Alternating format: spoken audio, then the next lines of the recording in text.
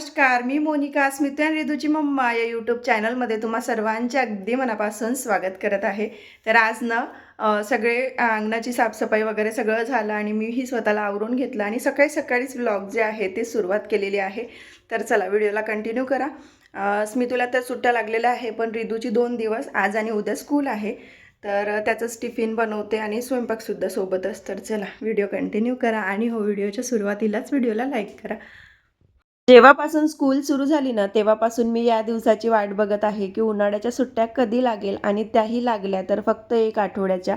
म्हणजे रितूला आहे आता 2 महिने सुट्ट्या, पण स्मितूला नेऊन द्यावंच लागणार आहे एप्रिल महिन्यामध्ये. म्हणून म्हटलं चला त्याच्याही स्कूलमध्ये समर कॅम्प आहे 1 महिन्याचा, तर 25 दिवसाचा. तर त्यालाही त्या समर कॅम्पमध्ये जॉईन करून टाकू. म्हणजे एक सोबत नेणं आणि एक सोबत आणणं, म्हणजेच की आपलं जे कामं आहे ना ते पटापट होते.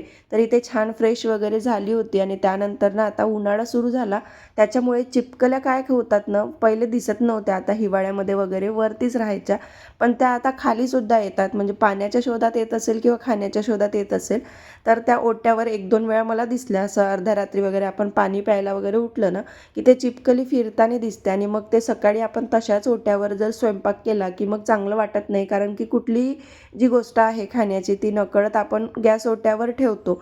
त्यामुळे ना आता मी एकच केलं आहे, की ओला कपडा घ्यायचा छान आणि त्याला ओट्याला पूर्णपणे पुसून घ्यायचं, जेणेकरून रात्रीचं जे काही असते ना ते निघून जाते चिपकल्यांचं.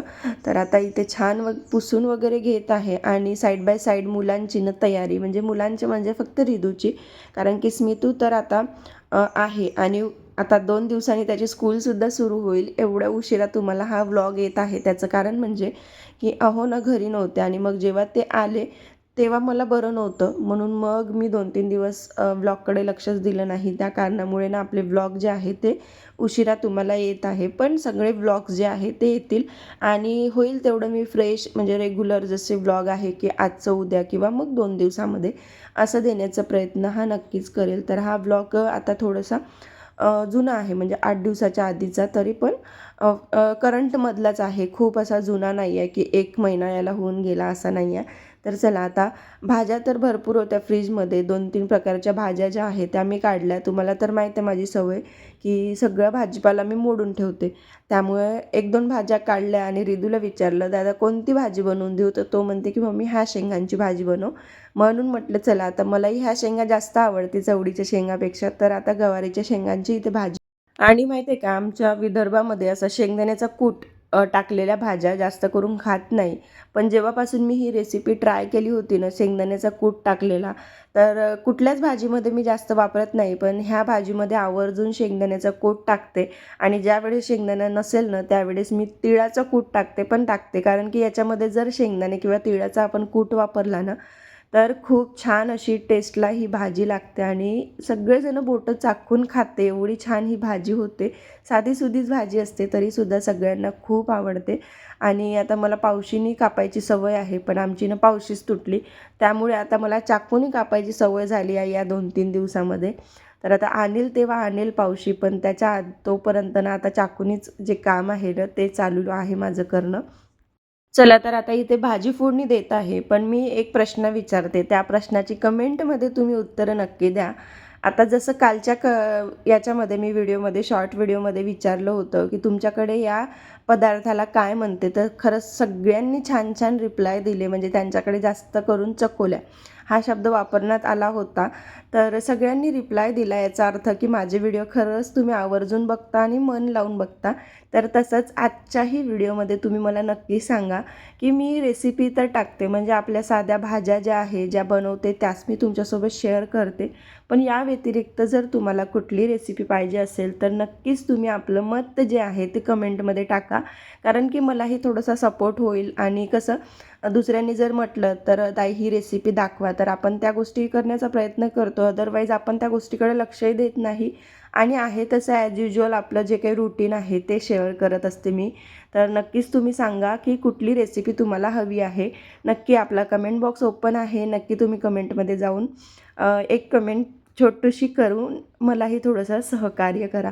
चला तर इथे भाजी जी आहे ती आपली झालेली आहे आणि त्यानंतर ना आता रिदूला दूध वगैरे देते. सोबतच मितूही फ्रेश झालेला होता, कारण की सकाळच्या वेळी एकाचं ठेवलं ना साईडला, हां तुझी सुट्टी आहे तर तू नको करू, त्याची शाळा आहे तर त्याला करू दे, असं जर केलं ना तर खूप वेळ जातो. त्याच्यामुळे मग दोघांनाही सोबतच सगळ्या गोष्टी करायला लावते. ब्रश करा, त्याचबरोबर आंघोळी पण करून घ्या. म्हणजे आता मितू तर खेळायला जाईल, त्यामुळे त्याला काही आंघोळ वगैरे करू देत नाही.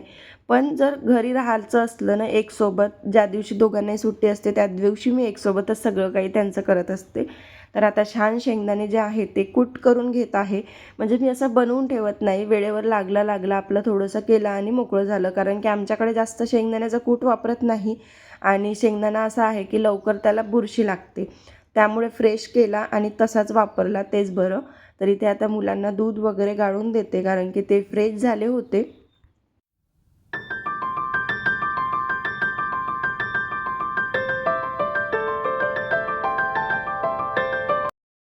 जेव्हा शाळा असते ना तेव्हा तो दिवस असा वाटते की नको होता. म्हणजे सुट्टी असती तर आपण सगळ्या गोष्टी रिलॅक्समध्ये केल्या असत्या, पण ज्या वेळेस मुलांची सुट्टी लागते ना 2-3 दिवस घरी राहिले की असं वाटते चौथ्या दिवशी की यांची शाळा कधी राहील आणि कधी मी यांना शाळेत नेऊन देईल, असं कोणाकोणाला वाटते बरं. मला तर नेहमी वाटत असते, कारण की दोघं म्हटलं ना की चोरावर मोर जसं असते ना तसं असते, की एक ओरडला की दुसरा ओरडेल, दुसरा बसला की तिसरा बसेल, असं म्हणजे दोघांचं चालू असते. काही ना काही मस्ती जी आहे ती असते, आणि याचं नाव तो सांगेल, त्याचं नाव हा सांगेल. आता रिदूसुद्धा खूप काही करायला लागला आहे. म्हणजे रिदू पहिले तर छोटा होता, त्याला बोलता येत नव्हतं, पण आता तो जसा मोठा झाला आहे ना तसा ह्या गोष्टीत जास्त खोडकर झाला आहे, की स्वतः करायचं, दादाचं नाव सांगायचं, आणि त्यांनी मार खाल्लं की मग बरोबर शांत बसायचं. असं प्रत्येकच घरामध्ये आता उन्हाळ्याच्या सुट्ट्या आहे ना तेव्हा चालू असणार. आता मी तर ह्या 8 दिवसात इतकी भयंकर इरिटेट झाली आहे ना या मुलांमुळे, पण शेवटी आपले मुलं आहे ते आपल्याला सांभाळावं लागणार आहे. इंस्टाग्रामवर रील बघते ना, त्या रील इतक्या रिलेटेड राहते की हां आपल्याही घरामध्ये असं आहे, म्हणजे असं मनाला शांती भेटते की नाही आपल्यासारखं अजून कोणीतरी आहे, तर आपलेच काही मुलं इतके बेकार नाही आहे. तर चला असो, इथे छान टिफिन वगैरे रेडी झालेला आहे आणि त्यानंतर आता रिदूला नेऊन देते. ह्याच गोष्टीमुळे मी कंटाळली आहे. मला घरातले कामं करायचा अजिबात कंटाळा येत नाही, पण जे नेऊन देणं, आणणं, परत उन्हामध्ये जाणं, ह्या सगळ्या गोष्टी ज्या असते ना इथे इतकी मी कंटाळली. मुळे असं वाटते मला की सुट्ट्या राहिल्या ना तर चालेल, मुलं मी सांभाळू शकते, पण नेणं आणणं सारखं ते जात जाणं येत जाणं, आणि दोघांचाही टाईम इतका वेगळा आहे ना की एकाला वेगळ्या वेळेवर आणायला जावं लागते. सोबत जरी जात असेल ना तरी पण एका वेळेस येत नाही, ते वेगळ्या वेळेस आणावं लागते, आणि आणल्यावर त्यांना ते फ्रेश करा, जेवायला द्या. असा जो दिवस आहे ना, पूर्ण जो चक्र आहे ना तो तिथेच येऊन पोचते. म्हणजे उठायचं, मुलांचंच करायचं, परत आपले थोडे छोटे मोठे कामं झाले की परत मुलांचंच करायचं. पण आपलं जीवनच हे मुलांसाठी आहे म्हटल्यावर आपण दुसरं करणार तरी काय आहे, हाही एक मोठा प्रश्न आहे. चला तर आता इथे रिदूला नेऊन देते, आणि तिकडून आल्यावर आता माझं ते सगळं आवरलेलं आहे, फक्त देवपूजा वगैरे बाकी आहे, ह्या गोष्टी करेल. आणि आता जरासा थोडासा ना रिदूसुद्धा मॅच्युअर्ड होत आहे, त्याच्यामुळे त्याचा त्रास मला खरंच खूप कमी झालेला आहे. तर आता 9:15 वाजले, 9ची स्कूल होती, सोडून आली आणि हा आहे घरी. आता याला पप्पा नाही आहे म्हणून बाहेर खेळायचं नाही, आणि बाकी मुलांची स्कूल आहे, याला सुट्ट्या लागल्या पण बाकी मुलांची स्कूल आहे, त्याच्यामुळे हा घरी आहे. आणि हे म्हणतो की मला टीव्हीच पाहिजे, खेळायला जा म्हणतो, तर मग ऊन झाल्यावर जातो म्हणते. म्हटलं असू दे, तुझी इच्छा, तुला जे करायचं आहे ते कर. तसंही पोरांना सुट्ट्या लागल्यावर मनासारखं आपल्या करत नाही, त्यांच्या मनानुसार चालते, पण मी काही ऊन झाल्यावर त्याला बाहेर जाऊ देत नाही. तर आता आंघोळ वगैरे तर सगळं झालं, आता हे कामं तर होतच राहतील, पण पहिले ना देवपूजा करून घेते, कारण की रिदूला 11 वाजता रोज सुट्टी होते, पण आज 1ला होणार आहे. तरी पण 11पर्यंत कामं उरकून घेते, कारण की ऊन बाहेर जास्त झाली की मग कामं करायचाही कंटाळा येतो म्हणून. आणि हे पण येऊन जाते तोपर्यंत, म्हटलं चला पटापट कामावरून घेते. सकाळीच मी झाडून घेतलं होतं, त्यामुळे पटकन अशी देवपूजा वगैरे केली, त्यानंतर ओटा क्लीन केला आणि जे काही घर होतं ते पुसून घेतलं. तोपर्यंत स्मितूसुद्धा आंघोळ वगैरे करून रेडी झाला होता. त्यानंतर कपडे वगैरे लावले आणि तेच मग आपलं रुटीन, रिदूला आणलं आणि त्याला खाऊ पिऊ घातलं. म्हणून म्हटलं ते दुपारचं तुमच्यासोबत काहीच शेअर केलेलं नाही. तर त्यानंतर संध्याकाळच्या वेळी इथे मी तूप बनवायला घेतलं आहे. सकाळच्याच वेळी जे तुपाचं साईचं भांडं आहे ना ते मी बाहेर काढून ठेवलं होतं, आणि त्यानंतर आता संध्याकाळी तूप बनवायला घेतलं आहे. तर इथे तूप बनवताना फक्त कोरडी जी साय असते ना ती 1 ते 2 मिनटं अशी फिरवून घ्यायची. पूर्ण ती साय मेल्ट झाल्यासारखी झाली की त्यानंतर त्याच्यामध्ये थंड पाणी टाकायचं. बऱ्याच जणींचं जे तूप आहे ना ते अजिबात बनत नाही आणि ज्यावेळेस उन्हाळा असतो ना त्यावेळेस ते मेल्ट होत राहते, मेल्ट होत राहते आणि कारण की हा माझा पर्सनल अनुभव आहे त्यामुळे मी सांगत आहे तुम्हाला की या पद्धतीने करा. कधीच तुमचं जे तूप आहे ना ते अजिबात बिघडणार नाही. तर पहिले छान असं कोरडं फिरवायचं आणि त्यानंतर पाणी टाकून आणखीन फिरवून घ्यायचं, जेणेकरून लोण्याचा गोळा एका साईडला आणि पाणी एका साईडला आणि लवकर जे तूप आहे ना तेही आपलं बनून तयार होते. म्हणजे जे लोणी आहे ना ते लवकर बनते. तर या प्रोसेसने नक्की करा. साधं पाणी वापरण्याऐवजी थंडगार पाणी वापरा किंवा मग बर्फाचे तुकडे जरी टाकत असेल ना तरी पण चांगलं. जेवढं आपण थंडगार पाणी वापरू ना तेवढं लोणी जे आहे ते लवकर बनून तयार होते आणि हात भरवता कामा नये. त्याच्यासाठी मी चाळणी असते ना आपली चहा गाळणी, ते एक होती माझ्याकडे एक्स्ट्रा तारेची, तर ती ठेवून दिली आहे तुपासाठी म्हणून खास. कारण की चहासोबत तूप असं जर कॉम्बिनेशन केलं तर चहामध्ये ते तुपाचं तेलकटपणा उतरणार. त्यामुळे ना एक चाळणी जी आहे ती मी सेपरेट तुपासाठीच ठेवून दिलेली आहे आपल्या भांड्यांच्या रॅकमध्ये.